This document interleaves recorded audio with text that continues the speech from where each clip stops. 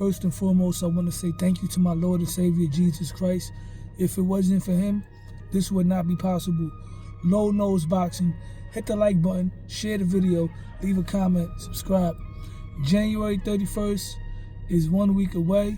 That's the mega fight between Teofimo Lopez, the lineal junior welterweight champion, taking on Shakur Stevenson, the current WBC lightweight champion, who's moving up in weight to accomplish greatness, right?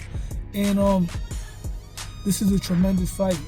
From a technical standpoint, we have two fighters who are highly decorated, two fighters who are accomplished, two fighters who are blessed with physical attributes and athleticism, two fighters that possess a very high level of ring IQ. Teofimo Lopez versus Shakur Stevenson, technical breakdown. First off, what I see with Teofimo Lopez is a fighter who is more than just being athletic. Teofimo Lopez has shown diversity in his game, right? And he's also shown improvement as well. When you go back and you look at his best performance, which was his victory over Vasyl Lomachenko, he was aggressive, but he was calculated as well. He was like a coiled cobra, the way he was sizing Lomachenko up, backing him up with the jab, going to the body, countering every time Lomachenko would try to punch with him. But since then, Teofimo Lopez, his defense has improved. And Teofimo Lopez, he's shown that he can beat you in multiple ways. Like I said before, when he fought Lomachenko, he used counter-punching skills. He used the jab, he went to the body, and he used very good footwork to take away and nullify Lomachenko's angles whenever he would try the matrix move, right? Against Richard Comey, Teofimo Lopez was using the jab, he was flicking the jab, he was feinting the jab, and he basically baited Richard Comey into exchanging right hands with him, and that's how he landed that big right hand and knocked Comey out. Against Josh Taylor, Teofimo Lopez used a lot of movement and athleticism, foot placement, and he was basically running Josh Taylor into sharp counterpunch pot shots. And against Arnold Barboza, Teofimo Lopez showed a more fundamental style in how he was using the jab. He was doubling and tripling the jab. He showed a lot of defensive responsibilities. He would land some good shots, and then he would get up out of range just enough to counter whatever Barboza was countering. So Teofimo Lopez has shown that he can beat you in multiple ways. Now with Shakur Stevenson is another fighter who has different ways of beating you.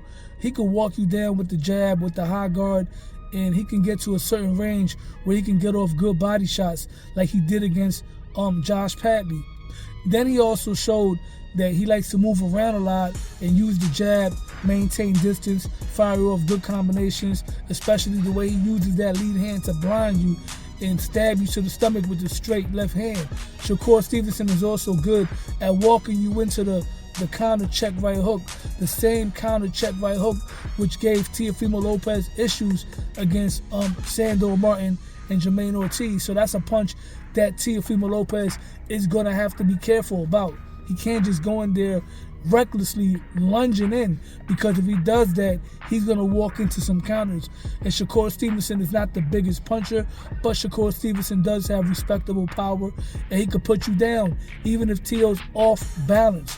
Now with Shakur Stevenson, as great as his defense is, Shakur Stevenson stands straight up a lot. When he throws that straight left hand, he leaves himself open for the left hook.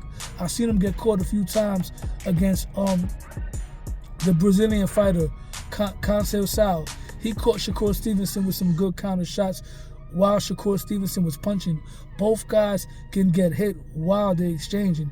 Any fighter can, but Teofimo Lopez has shown a little bit defensive responsibility when punching. When he hits you with a good shot, I've seen Teofimo Lopez roll underneath the counter.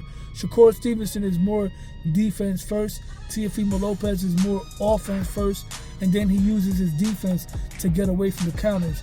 The way I see the fight playing out, I see it being a close, competitive chess match, but I think Teofimo Lopez, his versatility, his athleticism, and his power is going to make a difference, because his power can get Shakur Stevenson to shell up and get a little bit too defensive to the point where Shakur Stevenson might overcommit to movement, and that could leave a bad taste in the judges' scorecards, in their eyes. Now, I can see Shakur Stevenson getting off some good shots, but Teofimo Lopez does a lot of things more flashy, which is more eye-catchy. And at the end of the day, I see this fight being a close, competitive fight with Teofimo Lopez pulling it off by a close, unanimous decision, possibly a stoppage if Shakur Stevenson can get hit with a clean shot, because we've seen Shakur Stevenson get buckled when he took on William Cepeda. With that being said, nevertheless, it's going to be a tremendous fight. I can't wait for it. And hit the like button, share the video, leave a comment, subscribe to my channel, Low Nose Boxing, because Low Nose Boxing. I'm out.